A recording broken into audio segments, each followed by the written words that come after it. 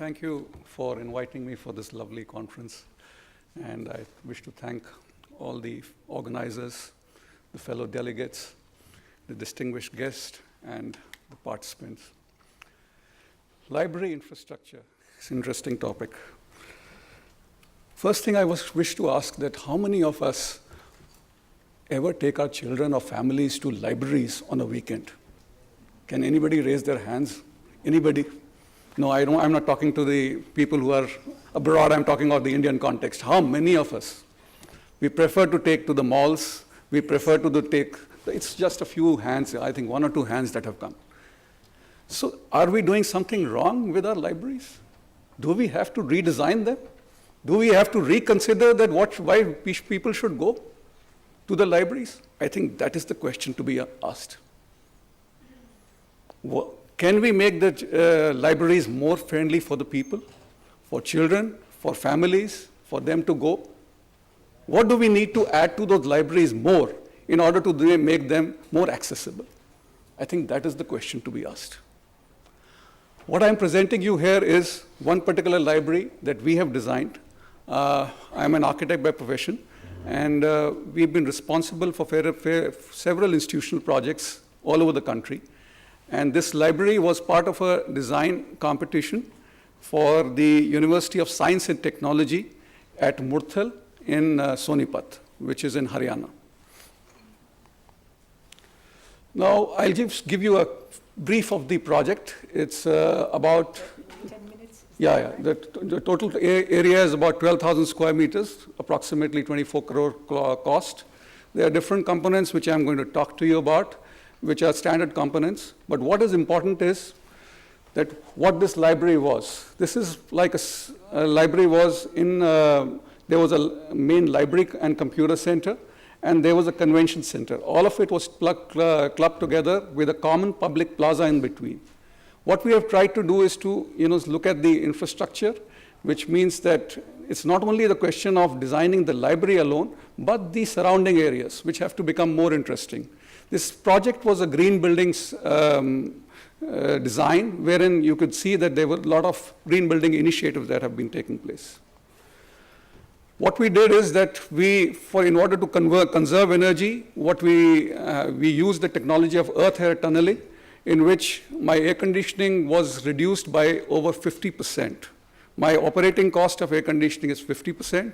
The actual load is also 50%, whereby and I'm totally, the design that we have done is very, very environmental friendly.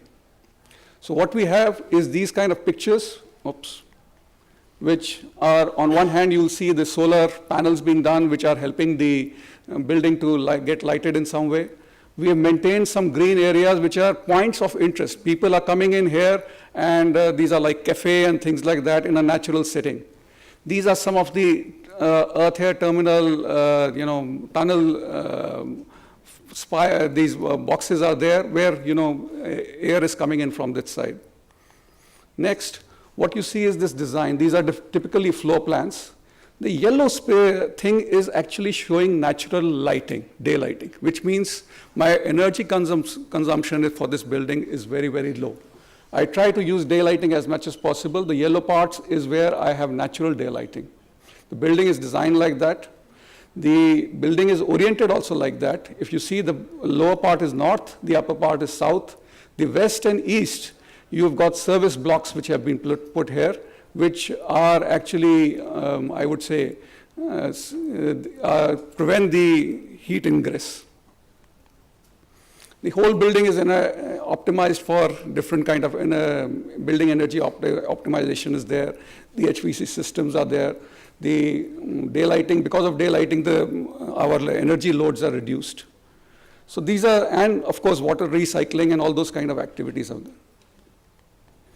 This is the earth air tunnel. Basically, the concept is that 4 meters below the earth, the temperature of air is constant. So even in peak summer of 42 degrees Celsius, I get air of 24 or 25 degrees Celsius. And as a result of that, I have to only cool it so much in order to make it comfortable. This is the ground floor plan. This is the central atrium. I'll go back To that, before that, I'll like to show you some visuals. This is the main front view of the building. This is the north facade. So if you can see, there's a lot of glazing that have been put here. The next part is, this is the atrium. As you enter, this is the area where you are entering in. This is also air conditioned. This is the reception. And this is from atrium from the top. Then what we have is that these are reading areas. So reading areas are totally lit. If you see, this is natural lighting is coming from there. So all the places, whether it is the various areas, this is the digital library, this is this thing, are all naturally lit as far as possible. So during the day, we really don't need any artificial lighting here. Next, if you see, these kind of atriums have been put in here, where natural light is coming from top. All the floors, this is a 3 or 4 story library. So every floor is lit in this way. Then in addition to that, what we have is some kind of seminar halls, some kind of computer center is also there. Then at the back side, I'd like to again go back to the original plans. How does the plan work? This is the main atrium, which I had shown you the picture.